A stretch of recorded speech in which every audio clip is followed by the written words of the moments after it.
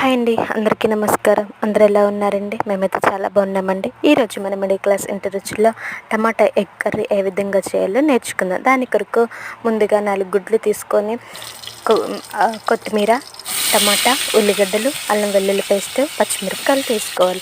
Stove వెలిగించుకొని కళాయి పొయ్యి మీద పెట్టుకొని అందులో ఆయిల్ పోసుకొని ఆయిల్ వేడెక్కిన తర్వాత ఉల్లిగడ్డలు, పచ్చిమిరపకాయలు వేసుకొని బాగా వేయించుకోవాలి. అవి బాగా వేగిన తర్వాత అల్లం వెల్లుల్లి పేస్ట్, కొత్తిమీర వేసుకొని అది కూడా బాగా వేయించుకోవాలి. అవి కూడా బాగా వేగిన తర్వాత మనం కట్ చేసుకున్న టమాటాలు అందులో వేసుకొని ఉప్పు, కారం, పసుపు అందులో వేసుకొని బాగా వేయించుకోవాలి.